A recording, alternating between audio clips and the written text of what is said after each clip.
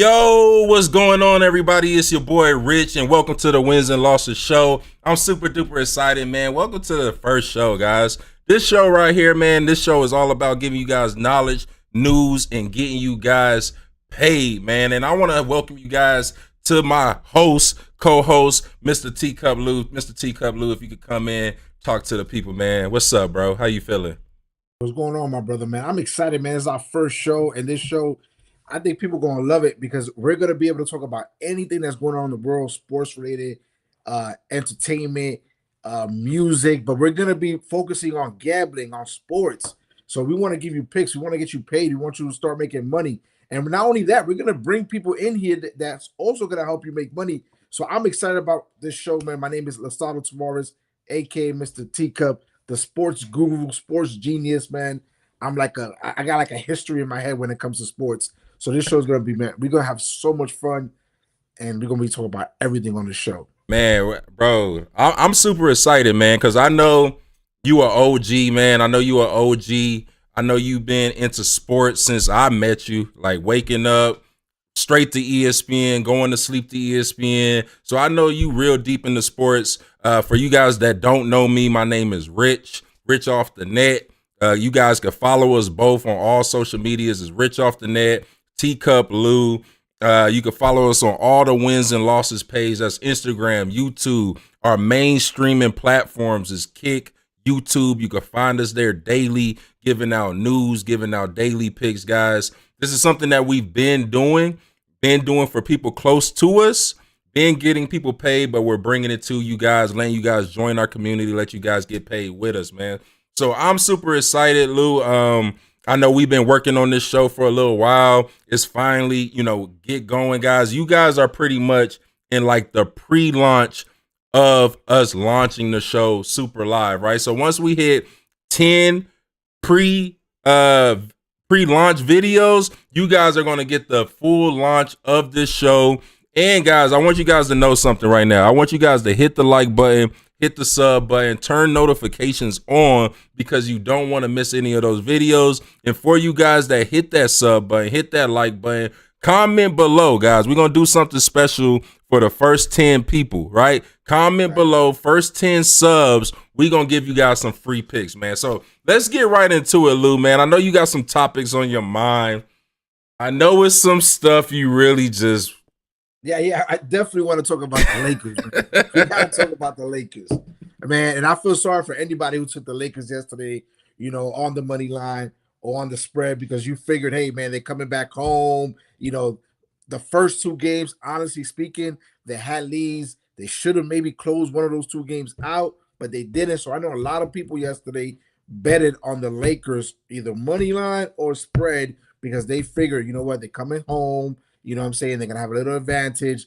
But again, the Lakers, I don't know what is it with them, but they can't close Denver out. And it's crazy because all three games, they've been leading at the half. All three games, they've been having double-digit leads. But it's something that happens second half that they just can't close Denver out. I can tell you what happens, right? The Lakers, I mean, you got to really, every time we look at the Lakers, we have to look back at the last time they won. Right? Because I don't think that organization, I'm a Laker fan. So we have the pain and experience from watching every year on why we're not winning.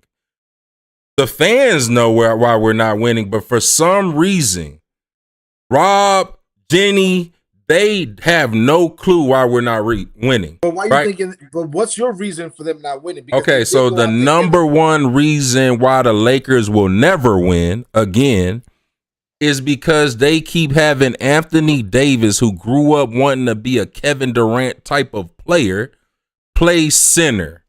Okay, once you have people in positions that they don't even want to play, it ruins everything. Right, so you have Anthony Davis playing center. He no longer can do his step back jump shots. He can no longer carry the ball up the court and be a fast paced big. He can no longer roam around on defense because if he lose his spot on defense is an automatic bucket because you got Aaron Gordon crashing to the goal. He has to concentrate on Joker at all times. Then you got Jamal Murray doing step backs off a pick and roll. As a center, that is impossible to guard. So the best thing. But let me ask you a question. Do you think it's only because, like, let's be honest, if they got matched up with Minnesota or OKC, it'll be the same thing. Nah, I know. I think it would. This is why I believe Minnesota is the only team built that could beat Denver. No, but what I'm saying is for the Lakers, I think the Lakers would have beat OKC because OKC doesn't have any real bigs. Yeah, but I think even Minnesota, the Lakers match up good with Minnesota. I just feel like the team that they got was the worst team they could possibly get to get into the playoffs, to start the playoffs round, which Denver, because for some reason Denver's in their head at this point. It's not even about Denver's better yet. We know Denver has a better team. They're more cohesive. We get it. Lakers have 2 individual stars, but overall Denver's a better team. But I feel like Denver's in their head, and this is the last team that they wanted to face, in the playoffs, especially the first. I don't even think it's just Denver being in their head. I think it's Denver knows their scheme. Denver has great coaching. Lakers has a coach that will watch the lead just go away before he even calls a scheme change. Okay, but let me ask you, because the topic is, right, who's to blame, right? Now, I get it. You can blame the coach, but ultimately it falls on the players. Like at the end of the day, Darvin Ham, he got you to have a 20-point lead in the third quarter of game 2, right? That's on the players, them losing it. Like at the end, there's got to be a point where we say, you know what? If you're up 20, it doesn't even matter who the coach is. You should be able to hold on to this lead. You should be able to make some shots. LeBron, you should be able to create. You shouldn't let that happen. AD, you shouldn't have not 1 point in the fourth quarter, maybe only 1 shot in the fourth quarter, game 2. Like that's like you could say, okay, maybe the coach should have drew up some plays, but let me ask you something. This is not last year's playoffs. Am I right or wrong when I say that Anthony Davis has been having a blockbuster year and playoffs? No, he's played good. The problem is, hold on. He's played good, right? Yeah. But and if he would have played that way last year, they would have had a chance to win, right or wrong? Yeah. Okay. LeBron James has never missed a step in the playoffs. I mean, he's averaging 25 and plus in the playoffs. Yeah, but this is the thing about the playoffs. No, but I'm saying all that to bring it to whose fault is it? It can't be those two. Well, no, their teammates they're nowhere to be found. The thing was, okay, for example, D'Angelo Russell, he has 1 good game, then he disappears the next game. Austin Reeves, same thing. Like the Lakers haven't been able to get everybody to play good all together in 1 game. It's consistently LeBron and AD, and then maybe D'Lo, then maybe Austin Reeves, Hitchimaro. It's always somebody different. They don't get everybody to play good at the same game. But the problem is also in the fourth quarter is where you make your money as a superstar. Yes or no? You can't beat Anthony Davis having 0 points or 1 point in game 2. Yesterday, I think he had 1 point on 1 or 3 shots. Like, it's got to come to a point that your players that you pay the most money for, you need them in the fourth quarter. You need those other players to help you in the first 3 quarters. But in the fourth quarter, you need your main guys to bring you home, and that's the problem. In the fourth quarter, AD hasn't been around. LeBron has played good. He could play better in the fourth quarter, but he's played decent. AD has played good the first 3 quarters. Then the fourth quarter, I don't know what happens. Either they don't give him the ball. Something's not. Yesterday, it wasn't much you could do in the fourth quarter as a center, and you're down double digits. It's like, what do you do? Like, you're not shooting threes to get back in the game. You're not. Don't get me wrong. Scoring no points in the fourth quarter isn't acceptable at all as the star. But at the same time, if you're down, I'm not going to look at AD to score. I'm looking at more at that dude that had 24, 26 minutes that's the point guard with the ball in his hand that shoots threes, that runs around hopping, skipping, acting like he's Steph Curry any other night. But when it's playoff time, you got 26 minutes, 0 points. That's who to blame. Like, if we're not going to blame the staff, or the coaching, you already know basketball. It starts with the point guard. It doesn't start with your star. Basketball don't start with your star. It starts with the coach, and it starts with the guy bringing the ball down first. That's LeBron. That's mostly all the time. No, that is not LeBron. LeBron is only running point because he don't got one. No, that's not true because LeBron always ran point at any team that he was in. It's a difference of being a point forward and running point. But the majority of the time, he's having the ball coming up. I mean, he's only bringing up the ball because he has court vision and he's drawing attention. He's not bringing the ball up because the play was made for him to distribute. That's not what he's doing. He's bringing the ball up. Let me ask you a question. Currently constructed how this team is, can LeBron win with this team? Because forget it, it's done this year. Absolutely not. For next year. Absolutely not. They cannot ever win again until they have another dominant big with AD running four. They will never win again, ever. Okay. Because AD walks into the arena not even wanting to play. That's why he's sometimey. He shows you what he could do every night if he was in the mood to do it. But because I could have sworn that when he was in New Orleans, he had Boogie. He had Boogie for half the season. But before, when he didn't have Boogie, he was playing center. I mean, but he didn't have nobody else on his team, so of course he had to play center. So you want him as a power forward. That's what you want him as a power forward. AD as a power forward. Just think of all the pros of AD as a power forward. One, the other team's power forward have to guard him. Let's think of all the power forwards in the league. I can only think of 2, maybe 3, 4 that could guard AD. Cat, Jabari, who was the other 2 I just had in my mind? Cat, Jabari. It's 2 more that I just had in my mind. I forgot them. But Cat, Jabari, centers, Embiid. He's not a 4. Oh, not 4. So if you had a center in, Embiid would have to guard the center. You get what I'm saying? This is where the Lakers are messing up at, because they're putting their best defender concentrating on the best center. If you're a smart coach, all you got to do is make your best center go stand somewhere, because AD's going to be following them. So that's why you see Joker winning these games without Joker putting up crazy numbers. Do you see what Joker scored last night? I think he had they had a balanced attack. They had Gordon had 29. I think Michael Porter had 21. They had a balanced attack. But that, you think people think that's by mistake? That is drawn out to do that, bro. Let me ask you something. The Lakers tomorrow. Joker had 24. Joker had 24. Lakers tomorrow. They're getting 3.5. Would you take the Lakers getting the points? Do you think that? I feel like this is what I feel like. The Lakers are getting plus 3.5. Yeah, Lakers are 3.5 point favorite. I'm Denver. Nuggets are 3.5 point favorite right now, right? And they're playing in LA. Yeah, of course, game 4. That's sad. Yeah, but I will pick the Lakers tomorrow, because I don't think they're gonna get swept 2 years in a row. As a Laker fan, bro, let me just be honest with you. I've been down this road.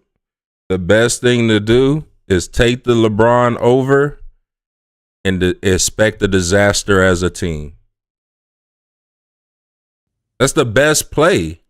But I think as pride, they're gonna have some pride. Everybody's talking about them getting swept. But this is the thing, bro. Coming from a Laker fan, see, you're a Knicks fan.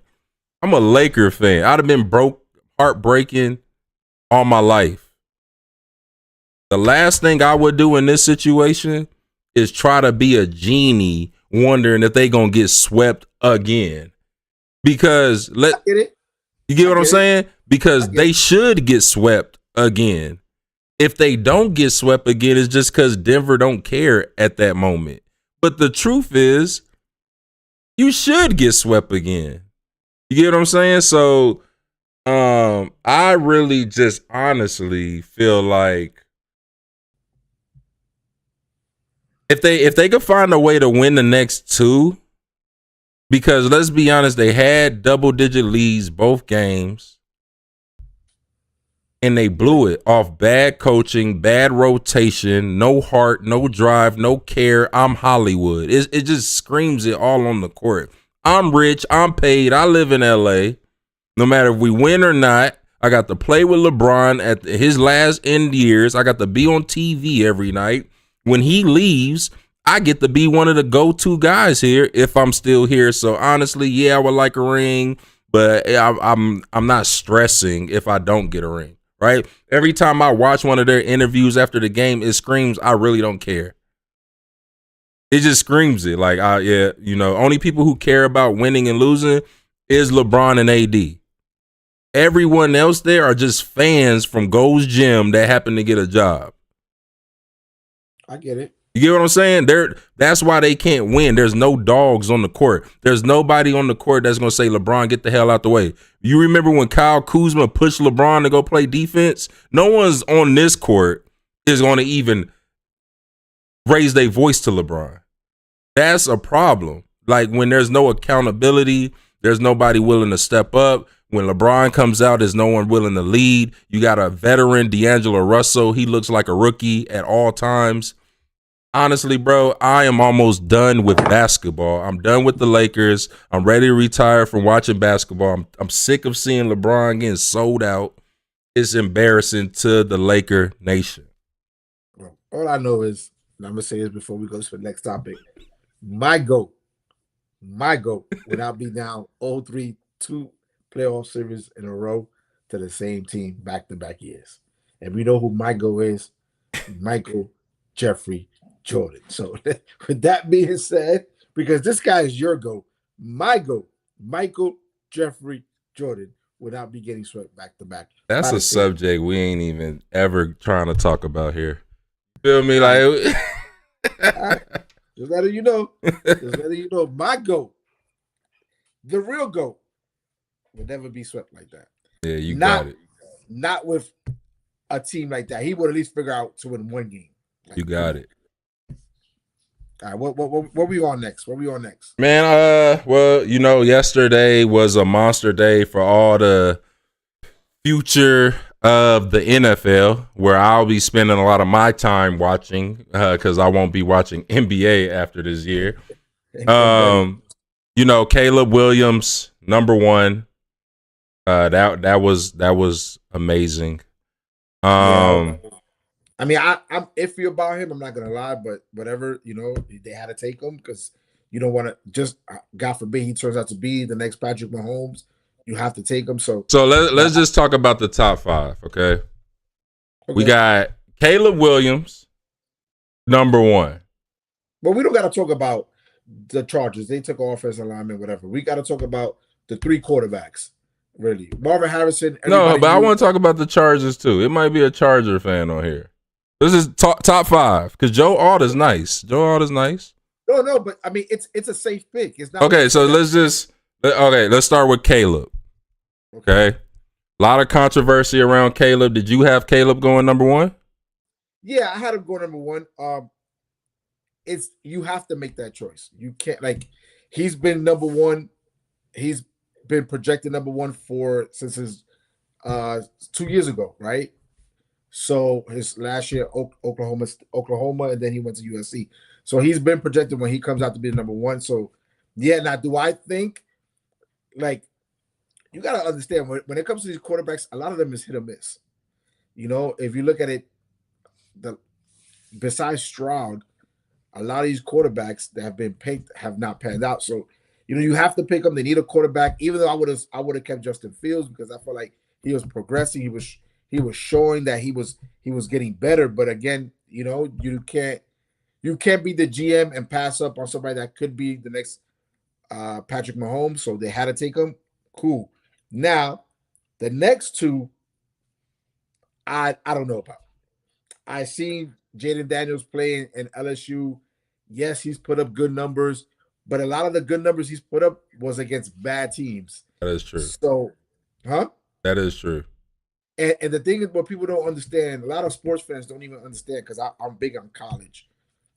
Most of these quarterbacks are reading one side of the field. They only make them read one side of the field, and they throw into open receivers all over the place because the defense, unlike the NFL, hasn't caught up to the offense in college football.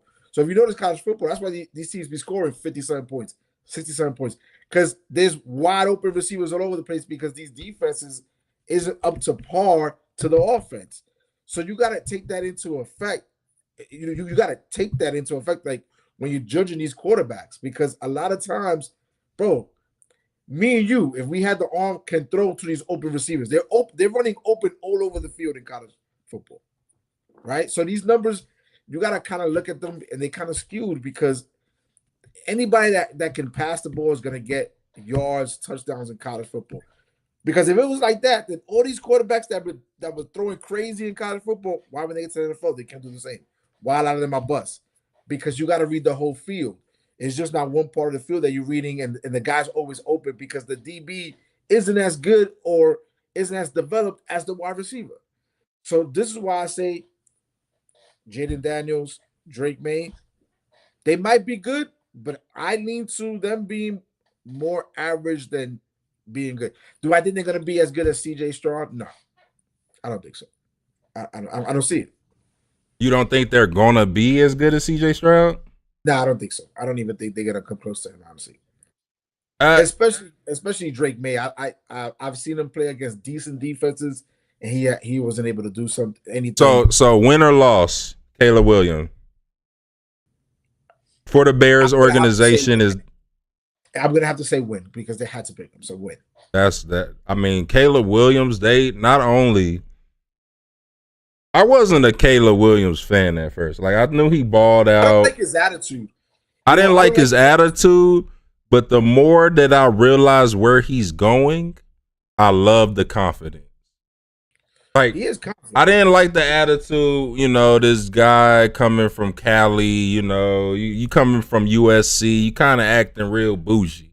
But when you get shipped to the rack, you in the rack now. Okay, it's cold. Oh, they don't win. They not winners. But, he is from D.C., too. People don't even know he's from D.C. No, I get that. But you're getting shipped to a place that don't win. And you grabbing the jersey, you smiling, you swagged up. It's just, I feel like one of the main reasons Stroud had a great year is because his swag matched the community. When your swag, and this is why I feel like Penix is the real quarterback, because when you think bigger than just the field in ESPN and the old traditional way of thinking, you start thinking about what if the culture in the city got 100% behind this young, urban, fast athlete. But hold on, they have, because he broke Caitlin Clark's record in jersey sales for one day. Who? Everybody, Caleb. But that's what I'm saying. That's exactly what I'm saying. When you have a rough community that's never won, and they get behind a quarterback that they feel got that swag of a winner, that attitude as a winner, that leadership as a winner, even though you're young, they jump behind it, and it makes that quarterback better. I've seen it. RG3. I've seen it. Even Lamar. You get what I'm saying? Even Lamar. So I feel like Caleb Williams, they got all those great pieces on offense. They got the DJ, they got Swift. They drafted Rome. They got DJ Moore. They got Cole Kmet, the tight end. They got a squad, bro. They got pieces. You get what I'm saying? They got talented pieces. Like, I've never looked at the Bears and knew their players' names for real. Like knew, like, oh, they got hitters. Like, picking up Swift was got like I think all off season and then drafting Rome was next level to put with Caleb. You get what I'm saying? Like Caleb, you could just see it. He was, I don't know if you got to see the visual of his reaction when they drafted Rome, but he was so excited, like, yo, they got my guy, because now he got the weapons. Now, is the Bears defense the best? Absolutely not. They got Sweat. They got a couple of other pieces that could be built around, but that offense is going to put up numbers. It's going to electrify the stadium. It's going to have people wanting to watch Bears games, and it's going to give them the confidence. All right, here's my main question. Bears over 8.5 or under 8.5 wins this year? That's a real question that we gotta ask. No, it is. It is. It is a real question we gotta ask, but I can't give you the answer on that because I honestly don't know. That's a tough one. That's a tough one. That's a tough one. I'll be honest, that's a tough one. Like 8 games, you gotta think that offense. I'm gonna say they get about 8 games. So I don't really know. I guess I would take because that division is tough. Because you gotta think now the Vikings got JJ. Then you got the Lions. Then you got the Packers. And then Aaron Jones just signed with the Vikings. So the Vikings got a squad. The Vikings got a squad. We talking about the Bears, and the reason why I'm bringing up the Vikings now is because they're the only people outside of the Lions who can make Caleb have an unsuccessful year. So somebody out of that group, out of them young quarterbacks, Love, Caleb, JJ, one of them will have a unsuccessful year because all of them can't make the playoffs, right? Yeah. So out of those 3, or at least those 3, because we got the Lions, I don't know who's really the favorite out of those, right? So I got right now a topic pulled up out of the Bears, the Vikings, and the Commanders. I put the Redskins because you guys know I used to be a Redskin fan.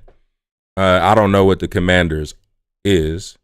But out of them, and everybody they picked up yesterday, of course the draft is today, round 2 and whatever. But out of these teams right here, who would you say is the real NFC contender? None of them. None of them are going to be contenders, honestly. I feel like they're still a year away. We don't know about McCarthy. We don't know about Jalen Daniels. These teams might go 6-10, 6-11. I mean, if you ask me right now, Bears are not winning more than 8 games. Then I don't even think they're winning 7. With Caleb. Yeah, with Caleb. Because again, I'm not saying he's going to be better than Justin Fields, but for next year, how much better can he be than Justin was? Because Justin was actually good. He was actually playing good last year. And what they won it like 7. I think they won like 7, 8 games. I'm not sure last year. So how much better for maybe in 2 years, he'll be way better than Justin Fields was last year. But how much better is he going to be than what Justin Fields was last year? So if they only won 7 certain games, again, I don't see it. I think 6-11, 7-10. Washington. Remember, Washington's in a tough division. You got the Cowboys. You got the rest. You got the Eagles. The Giants will be a little bit better. So I mean, let's be honest. Like even the Redskins, they're not gonna beat Dallas in Dallas. They're not gonna beat Washington in Washington. They're probably not gonna beat the Giants in. So that's 3 losses right there. So again, I can't tell you. I don't think that none of them would be contenders. I mean, nobody thought Texans would be contenders, so I understand.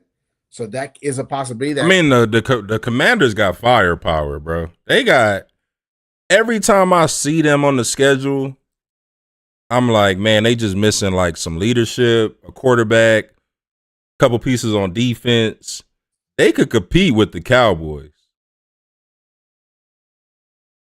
with the right quarterback. Is Penix? I mean, is what's his name? Daniels, the right quarterback? I don't know. Nobody knows. Yeah, we wouldn't know. He was a great. That's one thing I say about college quarterbacks. Like you said, when you go from high school to college, there's a little bit of a difference. But when you go from college to the pros, the difference is so noticeable, right? Yeah. Like everybody was calling me because the Ravens, you know, they got Nate, whatever. Cool. He's a great college cornerback.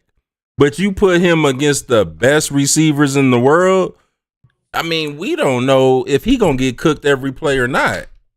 Yeah, it takes a special, like a Sauce Gardner to come in, and like you have to be very special, especially in a quarterback, to come in and be able to have success and lock That's people a fact. down. So yeah, of course, you know. But let me ask you a question. Now, the biggest shock of the draft was Penix going at number 8 to Atlanta, which the memes had me dying yesterday, because Atlanta just did give Kirk Cousins $180 million, $100 million guaranteed, and then you draft a quarterback. And I think people were outraged because they were shocked. They didn't see it coming. But when you really think about it, it's really not a bad pick. You know why? Because they're thinking about, okay, we'll have Kirk Cousins for maybe 2 or 3 years, but we could groom this guy to be our future quarterback. Just like Jordan Love. When everybody picked him and Green Bay needed other position players to help Aaron Rodgers, everybody was going crazy. Ask those same people now if they mad that they picked Jordan Love. Absolutely not. So it's like, yeah, it's hard to judge a draft. This is why I say, like, people who judge a draft, like, you got these gurus that give out draft report cards the next day. Like, you can't, because you don't know how these players are going to turn out. Nobody knows how these players are going to turn out, right? Tom Brady, nobody thought he was going to be any good. He ain't get drafted to like the 6th round. So a lot of times you don't know how these players are going to turn out. So to give a team an A or B or C, I see a lot of people give Atlanta an F. You can't judge this to 5. They gave the Falcons an F. Like a lot of people, you know, they're giving like a report card, a draft report card. Yeah. They giving. I think it was an A, bro. I think, you know. Everybody gave him an F, but again, you can't judge this until 5 years down the line, because the next day you judging. Because he's what, like 21? I think he's like 23, but that's fine. That's not a big deal. But look. For example, look at the draft of, I think it was 2021. I think it was 2021 to 2020, one of those two, right? When you had all those quarterbacks, Zach Wilson, all those guys, besides Trevor Lawrence, all the other guys ain't playing or got traded already. Right. But people were like, oh my God, they just drafted Zach Wilson. Oh my God. And look who became the best player out that whole draft. Right. You see what I'm saying? No, that's a fact. So it's like you can't really judge a draft until a couple of years later. That's why giving those grades, it don't make no sense. You know what I'm saying? It doesn't make no sense, because you don't know who's going to turn out good. You don't know. Like, this is all opinions and speculation. You know? So yeah. I mean, yeah, was it weird? Was it shocking? Not weird. Was it shocking? Yeah, everybody was shocked. But when you really look at it, I mean, how is it shocking? Kirk Cousins was just the starting quarterback for a team that's actually good. He got shipped the fuck off for a reason. You get what I'm saying? He was injured. He was always getting hurt. And he was not finishing. He was not leading the team to where the owners and the coaching expected him to lead them to. He had all those weapons. He got 2 great receivers, so he don't have any excuses. And like I said, culture runs everything now. It's not the old days, right? I looked at the press conference from the Falcons, and let's point out the obvious. It's 2 black dudes right there, right? And they're talking. You got the coach, you got the co-owner of the company or whatever he is. It's 2 black guys are part of Atlanta culture. When I seen this pickup, I was like, that was the smartest thing ever, because not only do you have Kirk Cousins, a veteran who's going to teach your backup and your future quarterback, but you got Kirk Cousins, the guy that makes you now look like a winner now. Now, here's the thing. Kirk Cousins, you gave him all that money, but I guarantee it's another team out there that might love Kirk Cousins. You get what I'm saying? So he's always trade bait. Let's not forget about that. Not only is he trade bait, he's somebody to put the blame on. It's the perfect scenario on why Michael Penix Jr. is now starting. You get what I'm saying? It's the perfect scenario. Hey, how did you become a starter? Oh, I got drafted to the Falcons. I don't know if you've been watching the news, but it's a reason why Kirk Cousins is so pissed off about them drafting him. Because he knows in this situation now, not only did you get a bag, but you got to prove that you're worth the bag. Now, you can't just sit there and be fat and lazy, get us a 7 wins this year. We're not winning. You're always hurt. You can't do that this year. This year, you have to actually perform, or we got somebody that we could easily put in and lose, and the people will still love them. You get what I'm saying? Kirk Cousins, if you lose, you can't even go outside around here. If he's losing, the fans, the stands, the jerseys are still being sold, and the stands are still being packed out, and we're still making money because people think Mike Vick is back. Kirk Cousins, you're boring. You're not scrambling out the pocket. You're not making any highlight plays. You're not a game changer, as Cam Newton would say. You're a game manager. Let me tell you something right now about Atlanta. They picking Trae Young over a great point guard any day, because Trae Young is going to keep the butts in the seats. That's Atlanta. So they don't really care that Kirk Cousins is experienced. They don't care that they even gave you money. I think personally, soon as he got the money, they regret giving it to him. Personally. I think that it was 2 sides of the office. One said go get Kurt, and one said let's just rebuild, and they couldn't come up to it with an agreement, and they went both ways. It's more of the owner, and you got to understand, as a coach, Raheem Morris, that right. This is the second time being a coach, and he's let's be honest, an African American coach. So if he doesn't do good this time, he's never gonna get another coaching job. He'll get a defensive coordinator job, cool, but he will never get another head coach job. So he's seeing like this. I don't have a quarterback right now. The quarterbacks that I have here, I ain't have one. I need to get a quarterback. So I'm going to pay Kirk Cousins, because you know what? Kirk Cousins in that division, they're going to be able to win the division at least 2 out of the next 3 years. So he's thinking like, yo, this is my last shot at a head coaching job. I can't mess this up right now. So I'm going to get myself a good veteran quarterback. We're in a weak division. Like, you know, it's not like we have a powerful team in this division, a juggernaut. So I'm going to get me a good quarterback. And also, you got to see it. Now that Atlanta Falcons have Kirk Cousins, the next couple of years, they're going to be a good team. So it's not like they're going to ever be in position to draft number 8. If they draft number 8 exactly. Next year, they had a bad year. Come on, bro. You got to start. You want to know why everybody said it's a bad pick? When I woke up this morning, it finally hit me why everyone said this a bad pick. They said it's a bad pick because everybody has zero vision. Yeah. They have no vision. For the next couple of years, the Falcons are gonna they're gonna win. Yeah, so they're not gonna ever be. They're not in the next. come on, bro. So I understood. I was shocked, but then when you really think about it, you're like, okay, I understand why they did it, right? Because they're never gonna be in a position to draft number 8 again in the next couple of years because they're going to be winning. They're going to at least win 10 games next year in the next couple of years. Come on, bro. We already know the Falcons, this culture, they got 2 new quarterbacks. The stands is going to be more packed than ever this year because they got 2 new quarterbacks. They are ready. I'm talking about I live in Atlanta. They are ready and ready to go, bro. They are ready to pack them stands out and root for these Falcons this year. I'm telling you, bro. I'm telling you.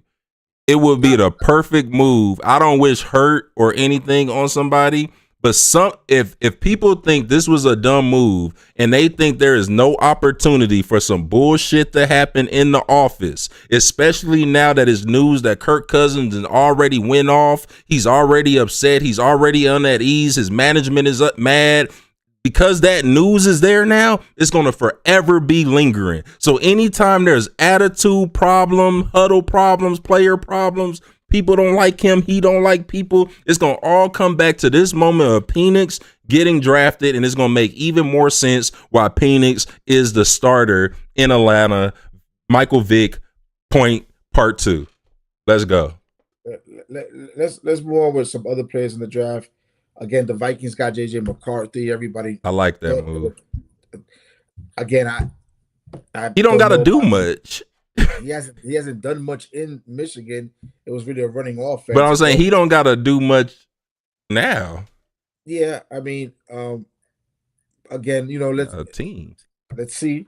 You know, he got a squad to be seen later down the line. I think he's going to be a decent quarterback. I don't think he's going to be a great quarterback. I think Drake May was an L. I think so.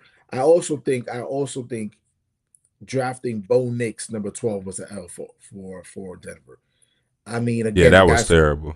The guy was 20. He's 26 years old. I'm not saying that he can't be good, but what I'm saying that was a terrible move. He's a system quarterback that played in a system that they just throw the ball. And again, there's wide receivers open all over the field. That's not going to happen in the NFL. So I thought that was a stretch, right? Because when he played in the SEC, which is the defensive conference, he didn't do nothing with Auburn. That's why he left. Then he went to the Pac-10, Pac-12, which was a more spread out conference that they throw the ball over. There's not really good defense. He put numbers up. So I think that's a stretch, but hey, you never know. Anybody else stands out? Let me see. There was 7. Let's talk about Marvin Harrison Jr. to the Cardinals, man. Like, I'm gonna be honest, bro. This is why the Patriots just piss me off. They had the opportunity to change their whole culture one pick. Okay, we know you wanted Daniels. You knew you wasn't getting Daniels. Okay, like the Commanders wasn't gonna pass up on the opportunity to get another RG3 and put butts in the stands. I could have told anybody that, right? But as far as the Patriots, you passed up on Marvin Harrison Jr., right? That you could have later on. It's plenty. I won't say it's plenty of other quarterbacks, but Drake May ain't or he ain't that further than all the other quarterbacks that's coming after him. The thing is, this is the thing. These GMs, they get scared, right? Because they say, God forbid, I don't take the quarterback, and I had the chance to take him, and he turns out to be Drake May's not the quarterback. I'm not saying that, but you got to understand how they think. This is how NFL GMs think. If I don't take the quarterback when I need a quarterback and he's there and he turns out to be good, I'm gonna lose my job. You're gonna lose your job. At least if I take the quarterback and he doesn't turn out good, I can say, hey, everybody else would have also taken him at that spot because we didn't have a quarterback. So It justifies them picking the quarterback. Because look what happens. A lot of teams passed on Mahomes, right? Because they were like, should we take? And then, boom, look what happens. The Chiefs get him. And look what Mahomes turns out to be. So now they're like, you know what? If I draft the quarterback and it doesn't work out, I can at least say, hey, everybody else would have done the same thing. Right. Now, if I don't draft the quarterback and then he works out, I'm going to lose my job. I'm going to lose my job because you should have got the quarterback. Yeah, so it's more, if anything, bro, whether they like Drake May or not, it was more of just a safe pick. It was a safety pick. Cover my ass pick. We're gonna say this on the show because you know what it was. They wanted Penix so bad they panicked with the timer. They wanted Penix so bad, bro, that they panicked, bro, and just picked. Like I said, it was a cover my ass pick for the GM. That's basically what it was. Yeah, that's what it was. You know what I'm saying? So they went out. You can't pick. Yeah, that's it. Malik Neighbors to the Giants. I'm a Giants fan. I love that. We need a. I wasn't in love with none of these Yeah, I other like that quarterbacks. pick. Yeah, he's gonna be good. And you All still these don't wide got no receivers that got quarterback. drafted. Now the Chiefs, man, the rich get richer. Yeah, okay. So this Chiefs fucking pick, bro. Unbelievable. Because this guy is like another Tyreek Hill. Like He's not Tyreek Hill, but he Tyreek Hill basically. He's like another. Yeah, he's like this guy's the fastest wide receiver in the draft. This guy. He's not the fastest he's the fastest wide receiver ever. Yeah, this guy is, and you put him with.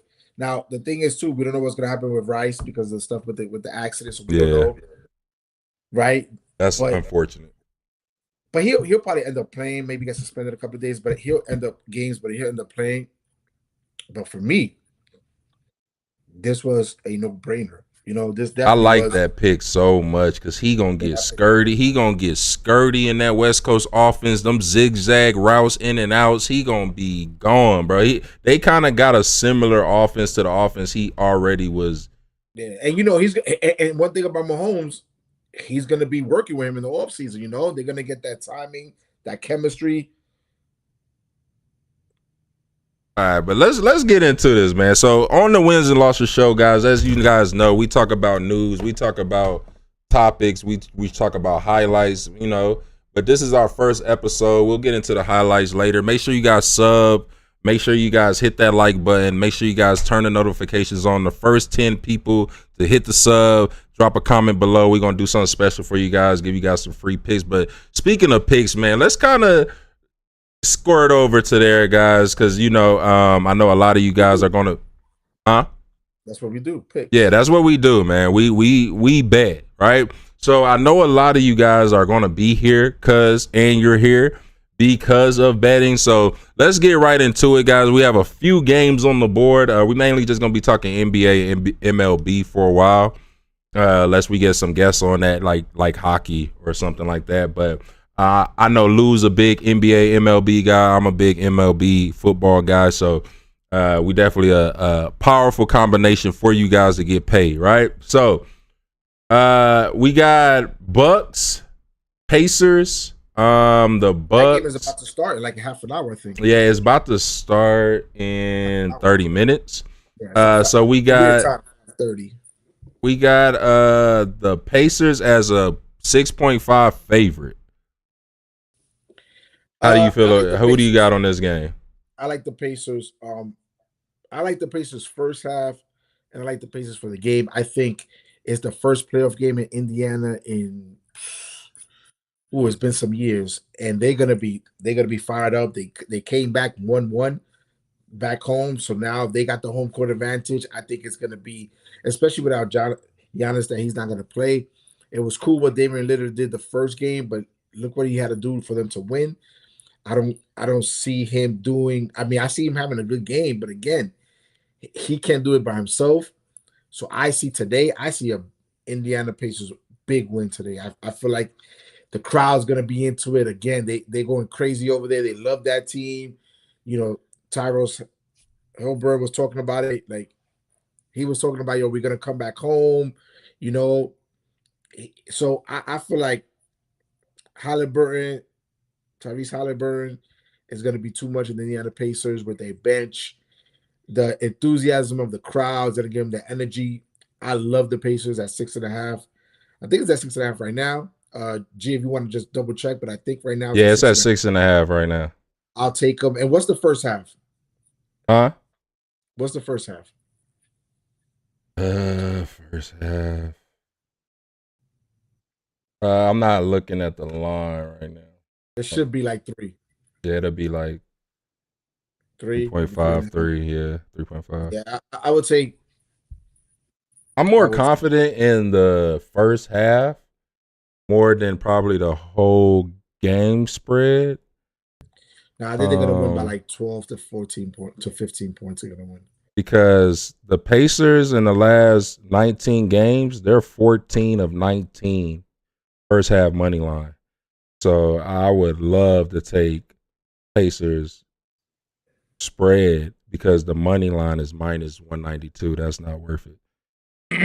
But I would love to take the Pacers. No, I take it with the points first half. That's what I'm saying. That's what I'm saying. I would take the Pacers first half points because just being honest, bro, I didn't watch this matchup a lot of times this year. They played a lot of times, and the Pacers really just own their ass. Like, no, they own. This is what I'm saying. Yeah, all year. Now, when they lost, a lot of memes start going around with the Damian Lillard when they played in the play-in, and Dame was talking about be humble. I just think that was a bad move with Tyler Halliburton.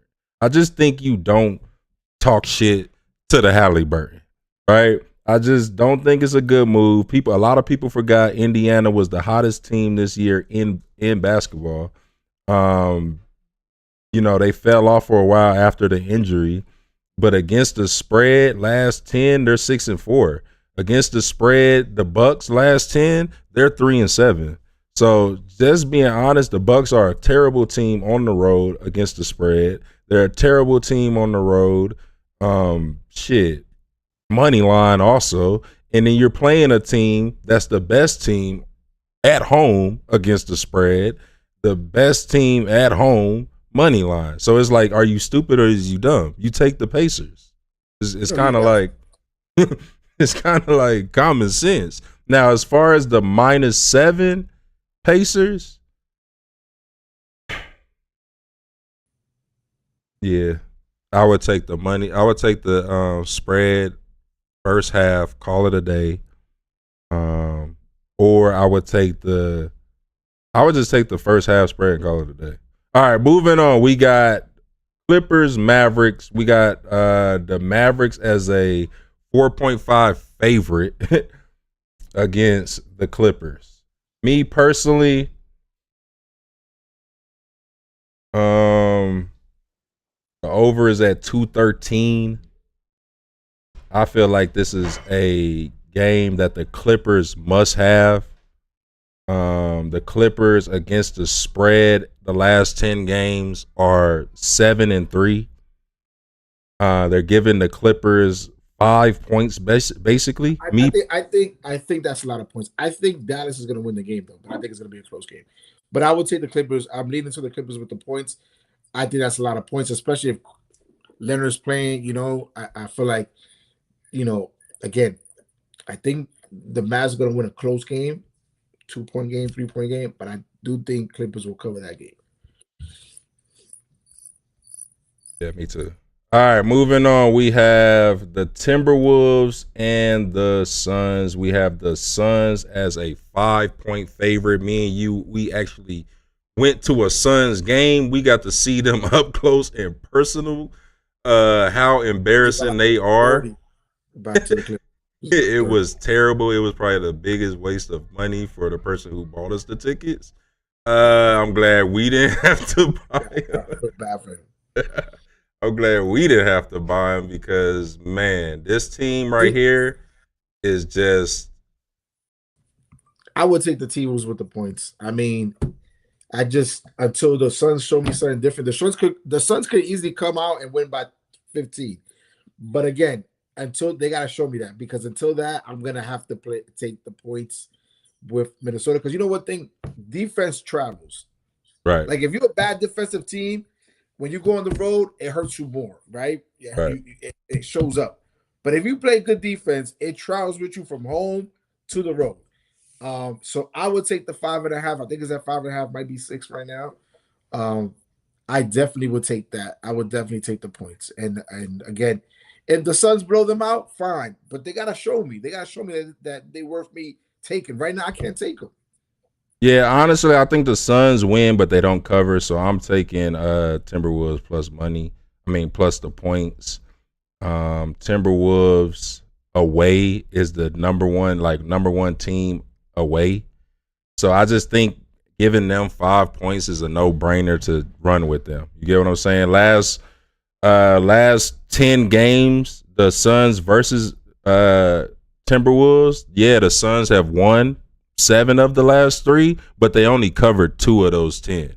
You get what I'm saying? So, they won 7 out of 10, but they only covered 2 out of 10. They're not really a high-powered scoring, high-powered defensive team. The nights that they do score a lot, they usually let the other team score a lot.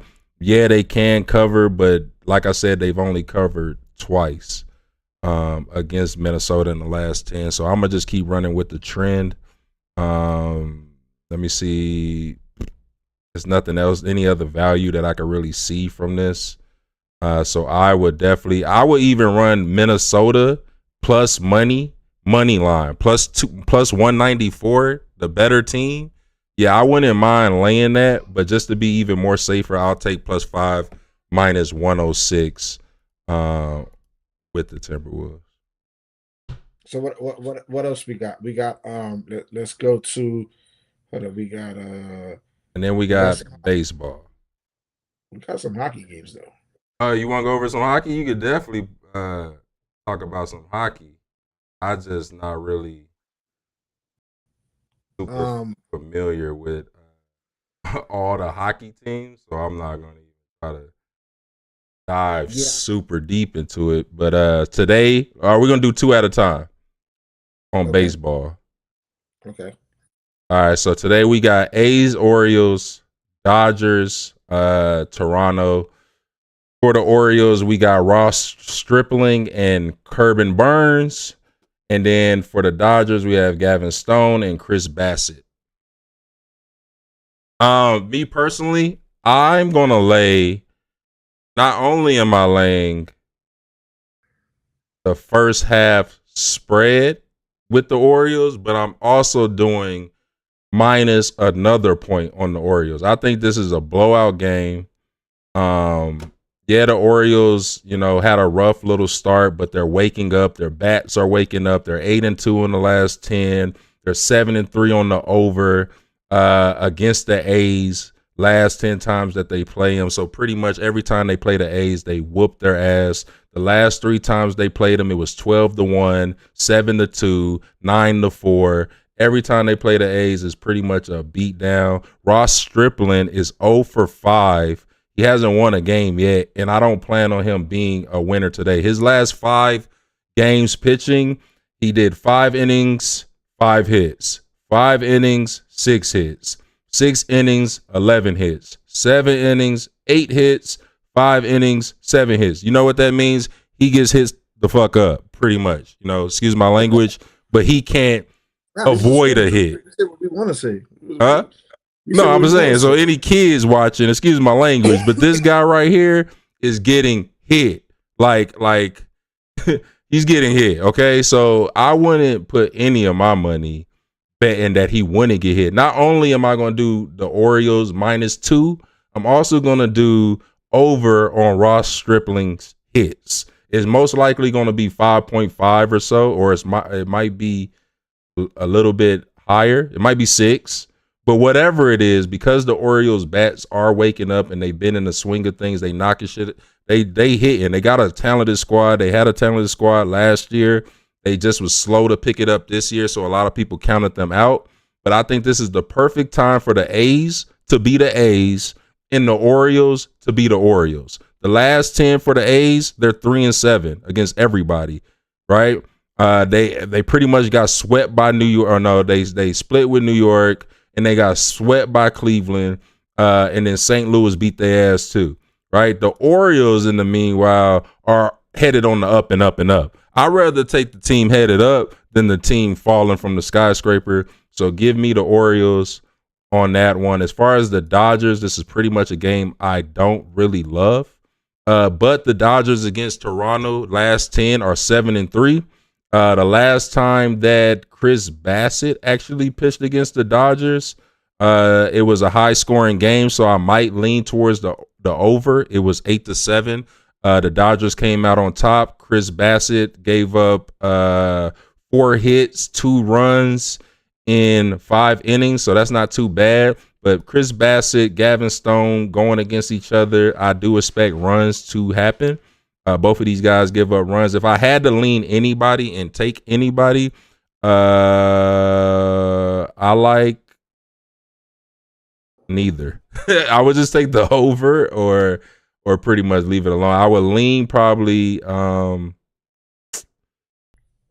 guess, Dodgers money line. But I think Gavin Stone could give up some runs and it could go either or. So it's not a game that I'm personally betting. Okay. Any of these you like? I know you like Oreos. That's like Yeah, I love the Oreos. I definitely love the Oreos.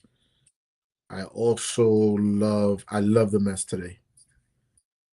the Mets. Okay, so we Huh? got Mets, we got Miles Malakis, Jose Budo, and then we got the Cubs, Boston, Shada and Manga and Cutter Crawford. Yeah, you could tell us about your Mets that's been turning up lately. Yeah, no, I love the Mets today. I Kind of love the been Mets turning today. up. Think the line is 125, if I'm correct. Um, the line is 125. Yeah, I love the Mets today. I think the Mets are gonna beat them. I think this pitcher against the Mets, he's not good against the Mets. So Mets coming back home. They had a 3-3 road trip. They're feeling good about themselves. I definitely love the Mets today. There's not even a question. I love the Mets today. Like I'm taking the Mets. You want to take it with me? Cool. You know, cool. But I'm Let taking me that. see. They minus 126 on the money line. I'm taking the Mets today. I'm definitely taking the I Mets today. mean, one thing I will never do is put any of my hard working fucking money on Miles Malakis. No. Miles Mickles. And against the Mets, he's 0-3. But look, check this out. I didn't even get to this part. Against the Mets, this man alone against the Mets has pitched 14 innings in 3 games. But he's given up 16 runs in 3 games. Not as a team, like him specifically by himself on the mound. 4 innings, 7 hits, 7 runs, 4 strikeouts. Next game, 6 innings, 8 hits, 6 earned runs, 1 strikeout for freaking 6 innings. 6 innings, next game, 6 innings, 7 hits, 5 strikeouts, 2 earned run. And the last time he played the Mets, it was 13-2. Yeah, I would definitely take the Mets and run with Jose Butterball Beans over there. I'll take him all day over Miles Mickles. I'm not gonna lie. So I'm running with you. I'm gonna probably do Mets, Orioles. I'll tell you right now, I'm gonna give you my pick of the day. Not pick of the day, but a sleeper pick. And I like the odds. I'm taking Milwaukee Brewers over the Yankees on the money line. Yankees, the last 4 or 5 games have averaged like 2 runs per game. They're not hitting. They're in a slump. This pitcher, Colin Ray, last 5 games, he's 4-1 with a 1.00 ERA. Against the Yankees, he's 2-0 against the Yankees. Right now, for me, I am taking the Brewers. Plus, you're getting some money, plus 110. So why not take the Brewers? You don't have to lay out big. So to me personally, I'll take the Brewers. Like if you really look at it, the The Yankees, Brewers versus the Yankees. yeah, the Brewers are at home. I would take Yankees are 5-5 last 10 games. Yankees have scored against the A's, which pitching is not that good. They scored 1 run. They scored Uh, 7 runs, 4 runs, 0 against A's. So in 2 games, right? 2 out of 4 games, good. they only scored 2 runs. Then against Tampa, they only scored 3 runs, 4 runs, then they got shut out. Yeah, the Yankees offense hasn't been that good. I like the Brewers today. I think that's a game that I would take. So I like the Brewers and the Mets. Brewers and The Mets. Mets. I'll take both money line. You want to parlay them together? That's fine. But let's see what a parlay would give you with the Brewers and the Mets money line. Let's see, Brewers. The Mets is minus 126. The Brewers is Yeah. So right now on plus FanDuel 110. That shit almost 300. 300. Yeah, gotta be. That's a good bet. Let me look at some of that Brewer. Hold on. Louis Gill. Yeah, I would take Brewers. I just glanced at it. I don't gotta even look at it no more. I'll take Brewers. I take the Brewers and the Mets. Mets back home. Brewers are home. I would definitely take them. I'm taking the Pacers again. I'll take Pacers first half, which I'll look at it right now because I am on FanDuel. I will take Pacers first half.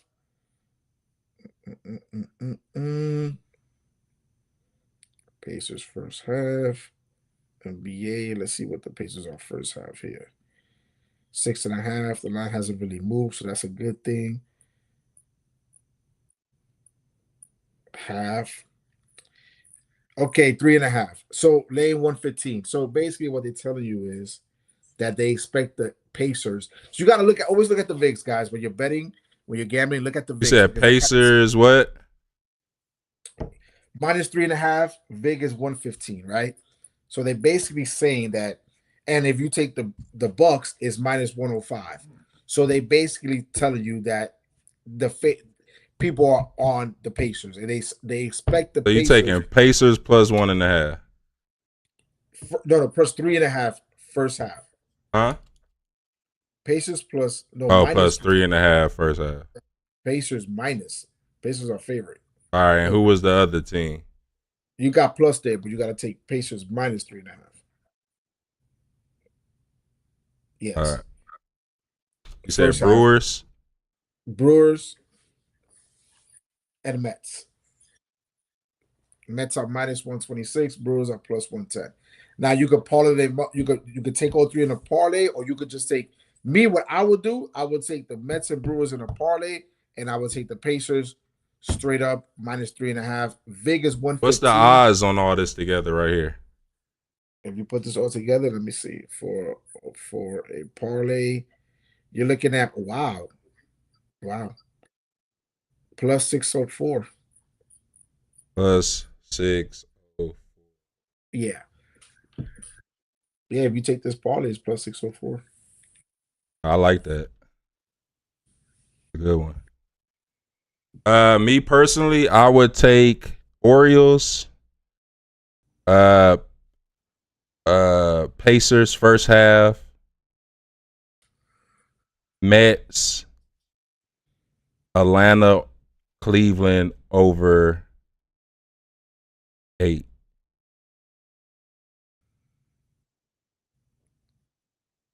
Okay. What's the Oh, you want me to put it together on that one?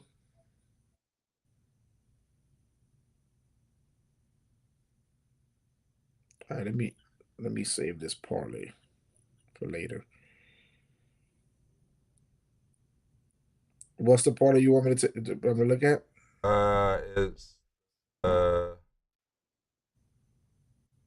It's Orioles, Mets, Pacers first half spread. Matter of fact, Pacers first half money line, and Atlanta over 8. It's 8.5, the over. Oh, okay, 8.5. And then you want so it's a 14 NBA. Let me go. You said Pacers first half money line, right? Right. So let's see what we got here. Pacers money line half. Money line will be minus 210. Those 4 games: Baltimore money line minus 290, Mets minus 126, over 8.5 for Braves and Guardians minus 106, and Pacers first half minus 210. You're looking at plus 592 on FanDuel. So if you put $100 on this parlay, you're winning 592. Hold on, let me type it. What you said it was again? Baltimore money line, New York Mets money line, over 8.5 for the Guardians Braves game run line, and then the Indiana Pacers to win the first half outright.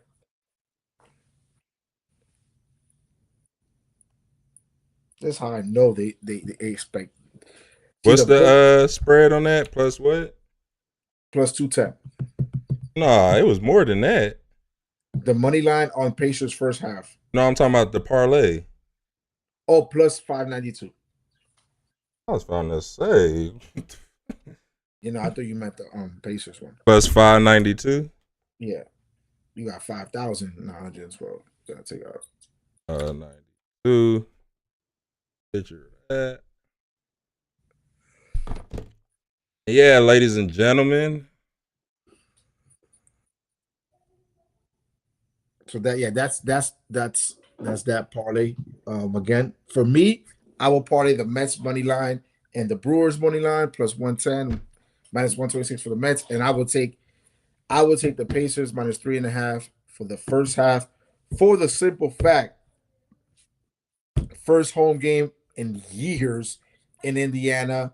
The crowd's gonna be hyped. Those young players are gonna be hyped. Tyrese Halliburton is gonna be hyped. Like they're gonna be so. Look, prime example. Give you the prime example of what happens when a team comes home and plays a playoff game for the first time. Orlando versus Cleveland last night. Orlando, for the first two games, didn't even have a lead for 1 minute, for 1 second of the first two games. They got smacked both games.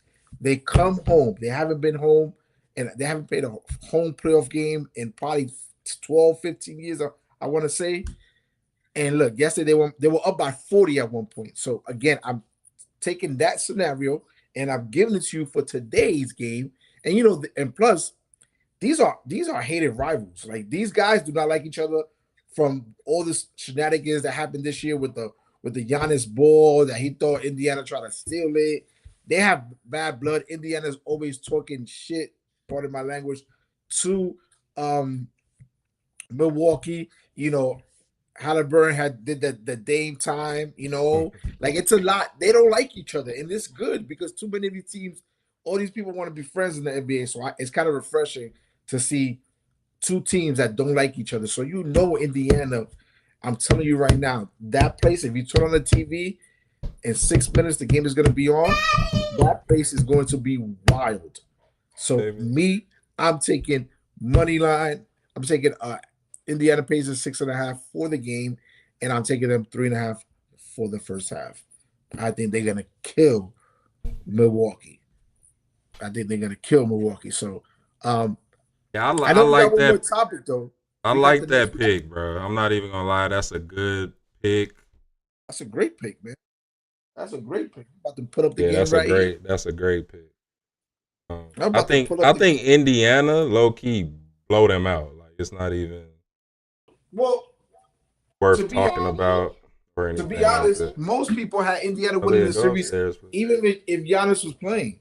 So now that Giannis ain't playing, most people had them winning the series regardless, even with Giannis. So, like, let's be real. He's not playing right now. I don't know when he's going to come back. You know, the calf injury.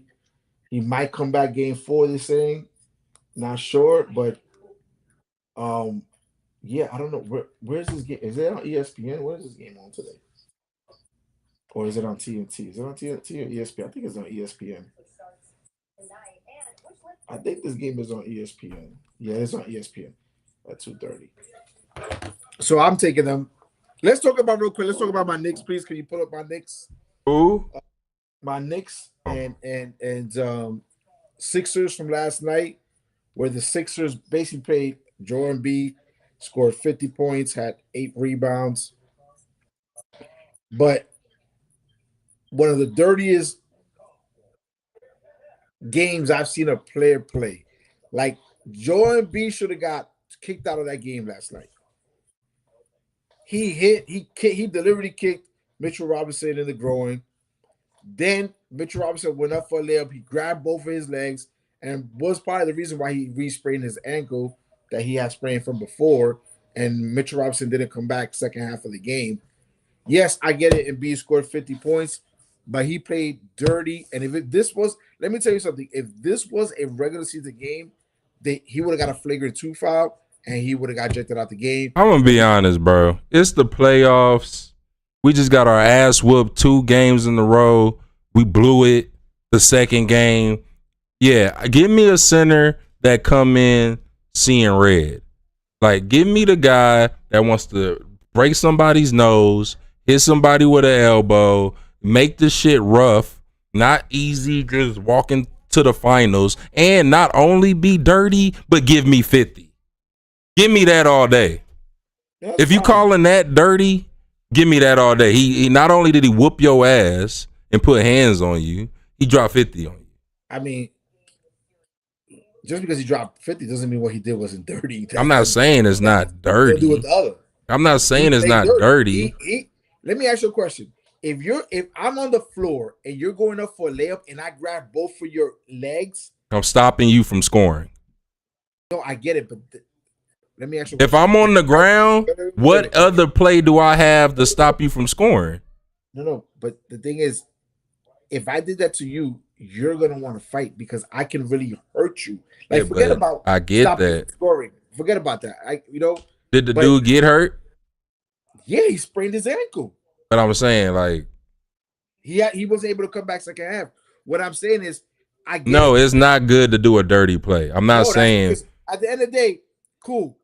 I'm not saying, bro, don't be dirty. But I'm saying, don't let niggas just score. You playing rough, but I don't want to see. The thing is, if I'm playing rough against you and physical and rough, cool. But I don't want to hurt you either.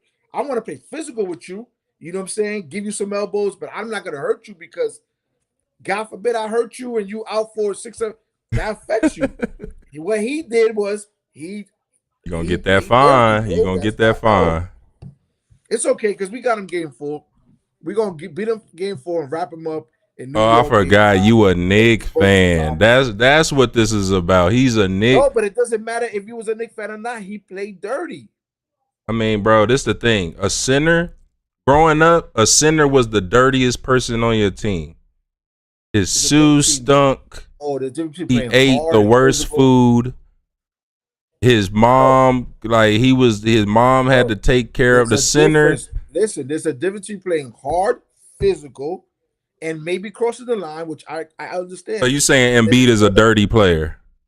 He was dirty yesterday. So that he did was dirty. I'm not. So saying is he a dirty player though? No. I'm not saying overall he's a dirty player, but yesterday. So you saying he just had a moment on the floor then? He had a few moments yesterday. I ain't gonna lie. He had a few. He's not a dirty player overall, but yesterday he was. Yesterday he like Draymond Green. We know he's a dirty player, right? Because he has a history, right? He has a rap sheet, but not Embiid. But yesterday he was like that. But it's okay because they got their win. You know what I'm saying? We're gonna come back Sunday. We're gonna beat them, and then we're gonna come back Tuesday and beat them game 5 and wrap them up, ship them out. You know what I'm saying? They're going fishing. You know what I'm saying? Then we're going to play who we play, whether Indiana or Milwaukee second round. Knicks going to pack them up too and get to the East. Oh, I'm just now seeing the final to that. Remember I called you earlier and I said I love the Royals today. Yeah, you did. Oh, my God. I just seen the final on that. You know they was plus 108? Wow. Beat they ass. What the hell? What was the score? It was 8-0. Oh. I'm in a Detroit chat. Man, everybody had Detroit. Yeah, I like Tyrese Halliburton is gonna go crazy today. I feel like he's gonna have a big game. He's gonna have at least 10 assists. If there's a prop bet, take Halliburton having at least 10 assists. He's gonna have 10 assists today. Top prop bet tonight. Take Halliburton assist. Take LeBron James over points tomorrow. Call it a day.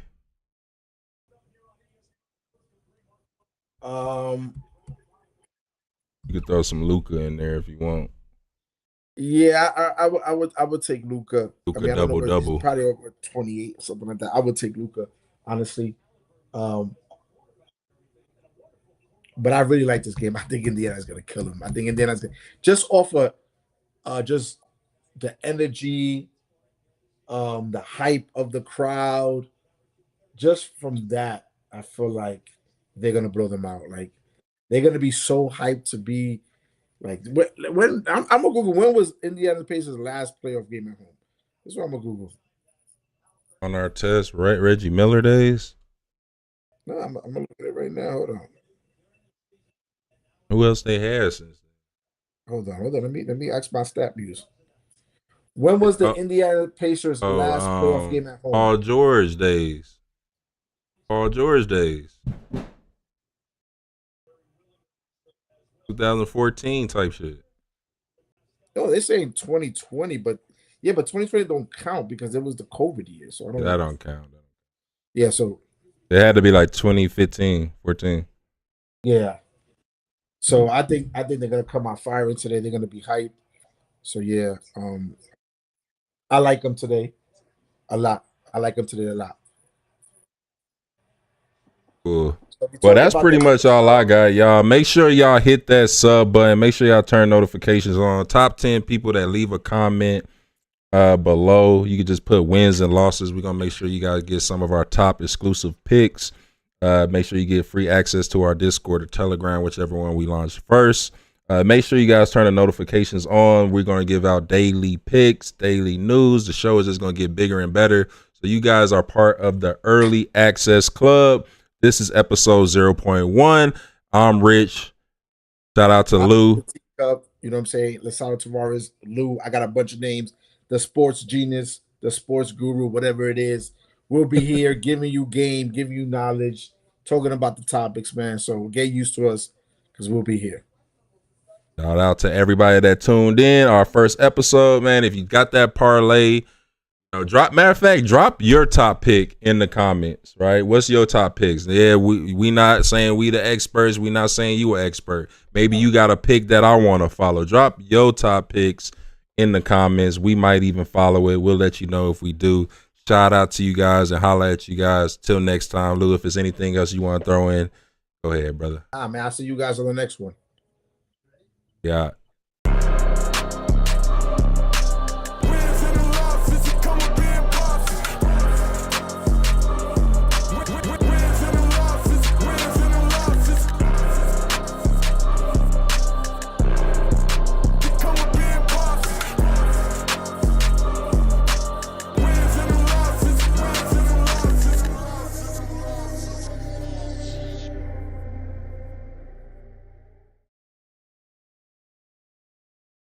All right.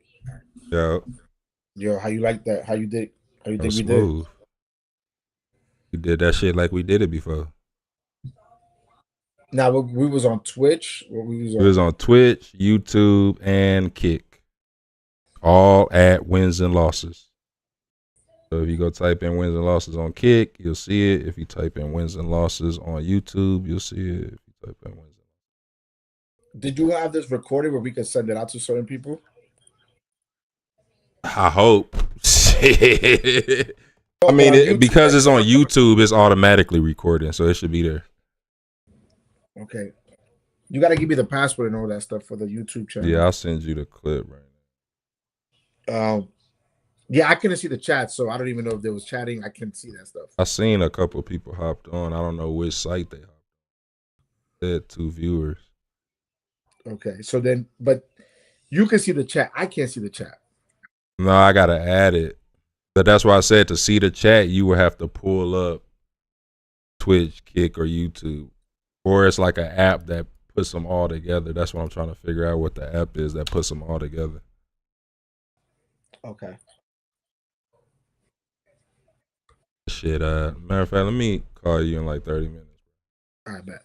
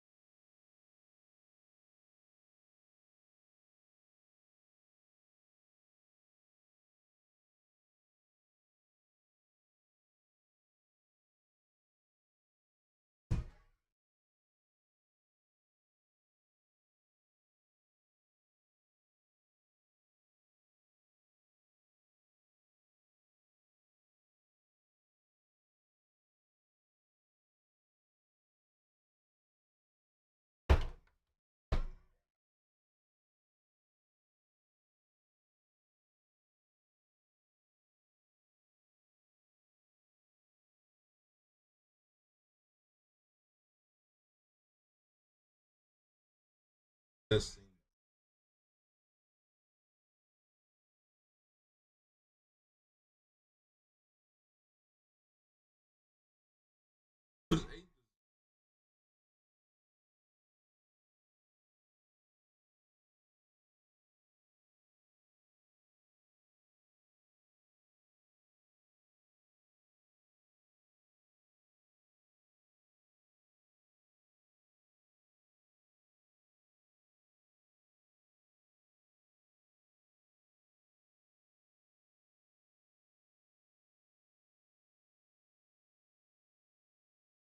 That's why I said to see